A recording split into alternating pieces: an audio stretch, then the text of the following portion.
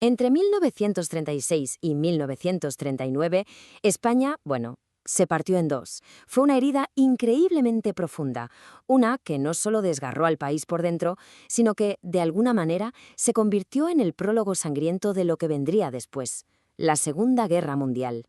Lo que vamos a ver a través de estos mapas no son, para nada, simples líneas en un papel, no. Esto es la crónica visual del colapso de una nación. Es el registro de cómo esas fronteras internas, de un día para otro, se tiñeron de sangre en uno de los conflictos más brutales de la Europa moderna. Vale, vamos al principio. ¿Cómo empezó todo? Pues como suele pasar con una chispa. El golpe militar de julio de 1936 fracasó. No logró tomar el poder de golpe como pretendía, pero lo que sí consiguió fue encender la mecha de una guerra civil que iba a consumir España por completo. Y es que la escalada fue vertiginosa, de verdad. Fijaos, 17 de julio, el levantamiento empieza en Melilla. Solo un día después, 24 horas, ya ha saltado a la península. Pero ojo, el plan de una victoria rápida no funciona. Falla. Para el 21 de julio, el país no ha caído. Se ha roto. Y de esa fractura, de esa división, nacería una guerra larguísima y, sobre todo, devastadora. Y es que ahí está la gran tragedia de todo esto, porque no hablamos solo de un enfrentamiento entre ejércitos, entre soldados.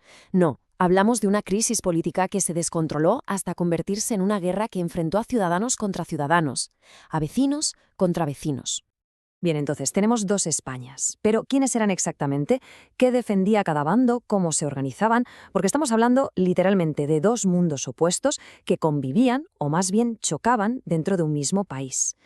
El contraste, como vamos a ver, era brutal. Por un lado, la zona republicana. Pensemos en ella como un mosaico. Obreros, campesinos en tierra, la pequeña burguesía. Políticamente era un auténtico hervidero de ideas revolucionarias, sí, pero también estaba muy dividida por dentro. Y en lo económico se apostó por las colectivizaciones de la tierra y la industria. ¿Y enfrente qué teníamos? Pues el bando nacional, un bloque mucho más monolítico, digamos. El ejército, la iglesia, los grandes terratenientes, todos unificados bajo el mando único y férreo de Franco.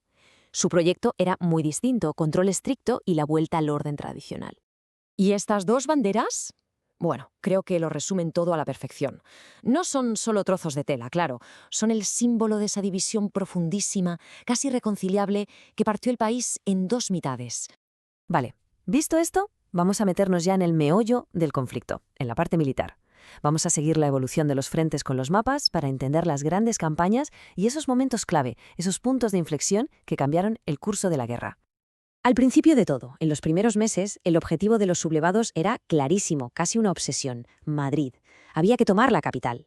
Y para ello organizaron un avance en forma de pinza. Por el norte, las tropas del general Mola. Y por el sur, por el sur avanzaba el temido ejército de África, con Franco al mando. Pero Madrid resistió. Y de esa resistencia nació un lema que se hizo famoso en el mundo entero: no pasarán. Ese grito de guerra lo definió todo. Definió la defensa encarnizada y en un primer momento exitosa de la capital. La ciudad se convirtió en el gran símbolo de la resistencia republicana. Claro, ese fracaso en la toma de Madrid obligó a Franco a replantearse toda su estrategia. Si no se puede tomar la capital, ¿qué hacemos? Pues dirigir todos los esfuerzos hacia otro lado, la franja cantábrica, el norte. ¿Por qué? Porque era una zona industrial y minera vital para la República y además estaba geográficamente aislada del resto del territorio republicano.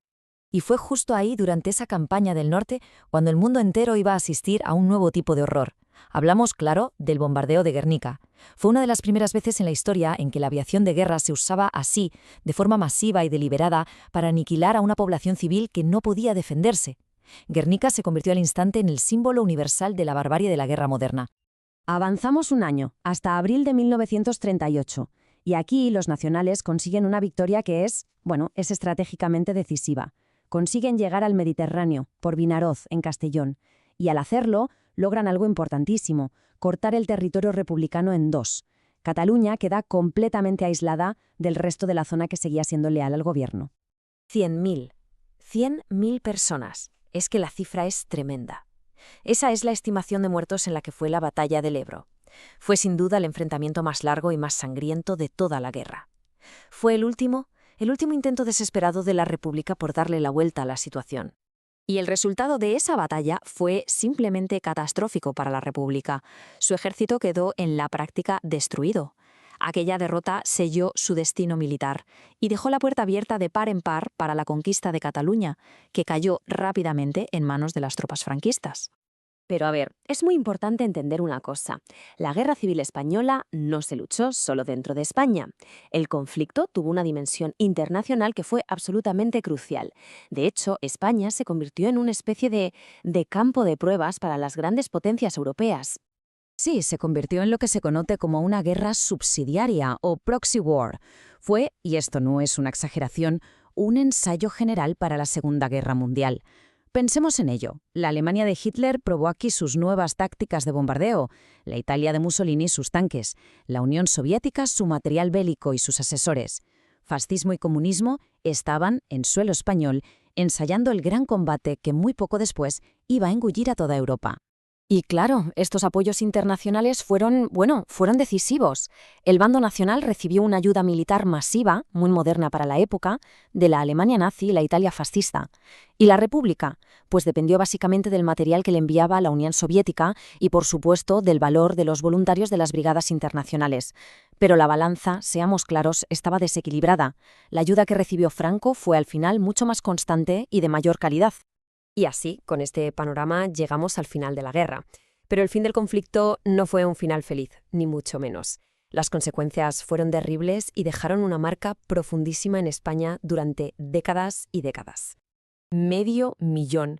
Es una cifra que cuesta incluso asimilar. 500.000 de víctimas mortales. Y ojo, no hablamos solo de muertos en combate, en el frente. Hay que sumar la represión brutal en las dos retaguardias, los bombardeos sobre ciudades, el hambre, las enfermedades. Y a eso hay que añadirle casi otro 500.000 de personas que tuvieron que irse al exilio. Una auténtica sangría demográfica y sobre todo una fuga de cerebros masiva. Científicos, artistas, escritores, intelectuales, una parte importantísima de la población activa del país tuvo que huir.